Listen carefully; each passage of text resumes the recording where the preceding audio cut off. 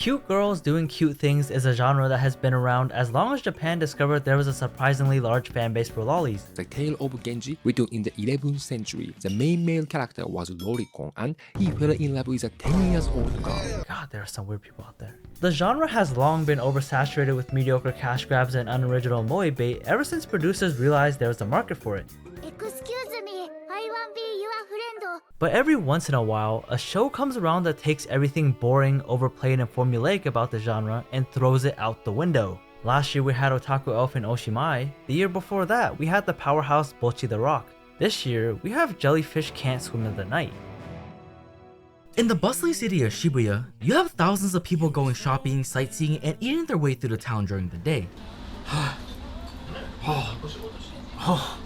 It's chaotic and completely messy, yet so organized at the same time. But when the sun goes down, the city becomes a different beast. The lights from the shops and billboards illuminate the night sky. The people become more intoxicated, and pieces of artwork like this one really take the center stage. Our main character Mahiru, who's just an ordinary girl, created this. This was a testament to her artistic skills and proof of her passion for illustration. But that died faster than Drake's soul after Kendrick dropped this line. Why you trolling like a bitch, ain't you tired? Trying to strike a chord and it's probably A minor. As her friends couldn't see her artwork for what it really was. They thought it was weird and cringe, which left Mahiru traumatized with deeply rooted feelings of doubt and inadequacy, and discouraged the thought of even continuing to practice for years. She had no plans to continue at all until someone finally said the words she's been waiting to say this whole time. In an urge to thank the person, Mahiru goes looking for them, and once she does find them, she proves that she's the original creator of the mural, and the stranger fucking loses it.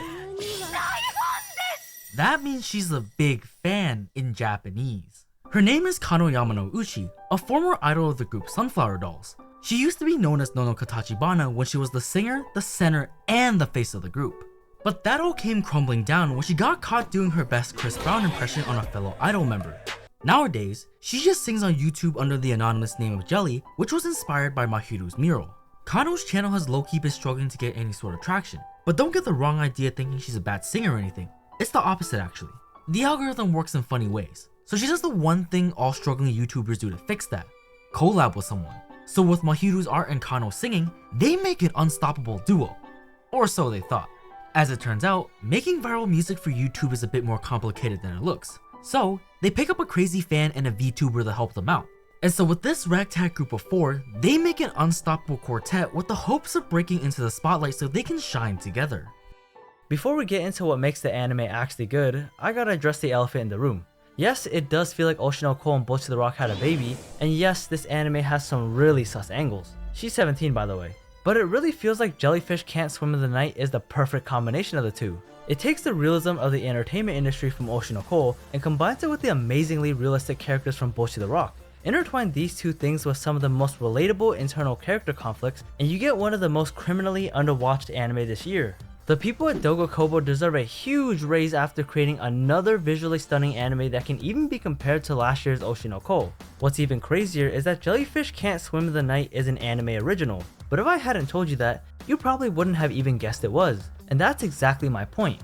The visuals are vibrant and colorful, the backgrounds feel alive, the atmosphere is perfectly complemented by the camera angles, and the animation is absolutely stunning. Like the animators haven't seen sunlight in 3 days type of stunning. But above all these things, the characters are what really draw you into the show. I'm genuinely amazed how well written the characters were, and they didn't even have to exaggerate them in an unrealistic manner or make them larger than life. They simply had to make them grounded and relatable to the point where I had to pause the anime a couple times because I thought they were talking about me. Each and every character has a story to tell, a place they came from, and it all begins with the way they were designed.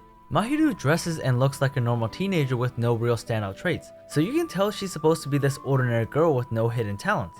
You know, the one that's supposed to be the most relatable to you and I. And for the most part, that's true. She's a run-of-the-mill high school girl that used to like drawing and even had one of her pieces selected to be a mural in Shibuya. That was when she peaked in life, but now that everything's gone downhill, all she does is go to school, go home, and sometimes wanders Shibuya at night, remembering the days when she was actually good at something. But after being brought on as the illustrator for Jelly, she remembers how much fun it was to be good at drawing and how much fulfillment there was in working on something that's bigger than herself. Then we have Kano with her bleached hair and colorful clothes. She's the outgoing, high energy character with a personality brighter than my bald manager's head. You can tell she's the one that has a very interesting backstory to her because the hair and bold outfits certainly aren't normal by Japanese standards and actually scream for attention. Her outgoing personality and high confidence was what actually led to Mahiru and Kano meeting for the very first time. Her story of being a former idol and huge Chris Brown fan only kinda scratches the surface of her character, but for spoilers' sake, we won't go too much more in depth on her backstory.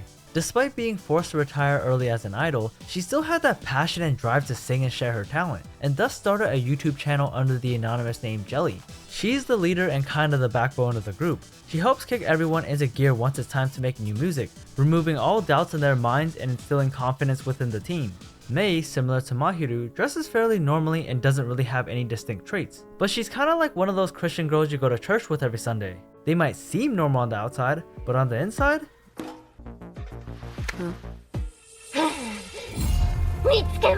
They are freaks! And that's exactly what Mei is. She's a super fan of Kano back in her idol days, but once she found out Kano doesn't ever intend to look back on her past, Mei makes the tough decision to support Kano in her new endeavors anyway. But her road to accepting that fact was a lot bumpier than you might think.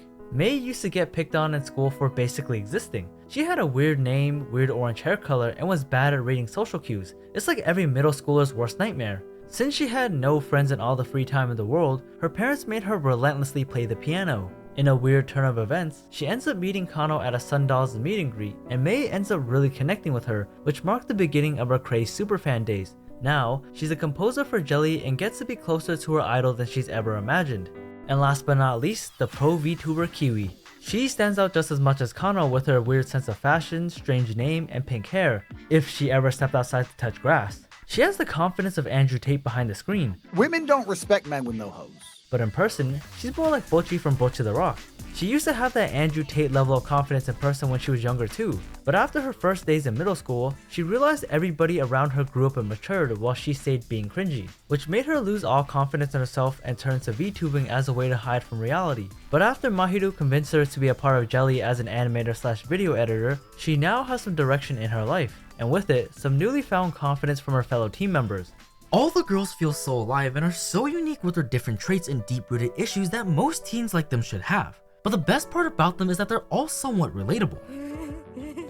Mahiru has trouble with her confidence and handling negative feedback about her artworks. Kano struggles with feeling aimless and finding the right motivation for her goals. Mei is conflicted by her contradictory feelings of wanting the idol she fell in love with to continue that path, while also wanting her friend to pursue a different one. And Kiwi often feels like a social outcast wherever she goes because of her social anxiety. I'm sure you guys can relate to that one. What I really appreciate about this anime is that these characters not only tackle issues many of us have faced or are facing in our teenage and young adult years, but they also approach their unique situations in the most realistic manner. If you simplified everything down, the story is about a group of high school girls trying to make it big through creating music on YouTube. But since they're so young, the world is their oyster. They still have other things they want to do and are uncertain about their future. Even the next 5 years seem like such a long ways away. So when the girls all get together and discuss what their plans are for the future, it fills Kano up with a sense of panic because not only is everyone gonna leave Jelly at some point, but she's also gonna get left behind by everybody else. She's scared of the uncertainty of her future because, compared to everyone else's seemingly rock solid plans, her plans are shakier than a spoon in the hands of someone with Parkinson's. I love this episode because it really addressed one of the major questions we all have been asked before. What are you gonna do in the future? So many anime about adolescents are scared to even approach this topic, but Jellyfish Can't Swim in the Night fully embraces these kinds of issues and makes it a talking point to really humanize the characters. So much so that these characters really don't seem like characters from a fictional story, but people with their own personal issues. Also, in the same episode, we get to see what 1,000,000 yen worth of implants look like. Let me remind you guys, this is an anime original. I thought they didn't make good stories like this anymore because they decided big titties were better. But obviously, this anime proves that appealing anime can still be made without having the female characters have huge melons protruding from their chest. You just need great characters and an interesting story. The anime understands that characters need to have a starting point in their lives and every life has its struggles. And what brings this ragtag group of girls together is the goal to make Jelly go viral and being each other's support pillars when they need it most. They all struggle with problems from their past. They all lost touch with themselves in one way or another, but but they all want to strive to do better for the sake of Jelly and thus go on a journey to rekindle the lost passion for their previous talents. Now the story is on one level, but the attention to detail is on a whole nother. There's not a single element that feels wasted. Everything has a purpose in the composition of the shot, and it all adds to the vibe of the scene. Even the most minute details that we don't think about are on purpose. Take Huey's pink hair for example. Usually, we would just write that off as anime goofiness, and canonically, she would just be born with it and nobody would ever even bother to mention it. But as a viewer, we were supposed to take that as a hint that Huey was lying out of her ass to Mahiru, that she wasn't actually attending a prestigious school while also being the student council president. The facial expressions are also something I really enjoyed as a detail, because without even understanding what's being said, you can already feel out what the situation is, what the vibes are like, and what emotion the characters are feeling based off their face. I'm not someone that typically picks up on small details like this, so when I say that I can feel the atmosphere without even understanding what's being said, that just means they did an amazing job. It's not just the elements that are drawn that have a lot of thought put into them, but also the dialogue. Every conversation, every single word that's spoken has a purpose in the story. They're not just filler, they have intention behind them to build upon and complement what's being shown on the screen. And once you pay attention and understand what's being said, you can see they're hinting at possible answers for questions they've been asking themselves from the beginning.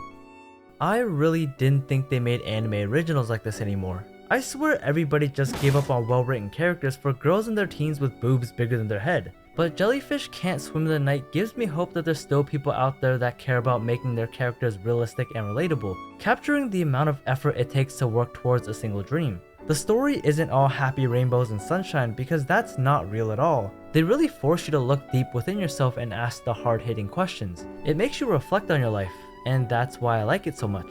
It doesn't try to sugarcoat things or make it seem like everything works out in life, because that never really happens. But because this anime is so brutally honest, it makes me want to do better in general, and I hope this anime will inspire you to do the same.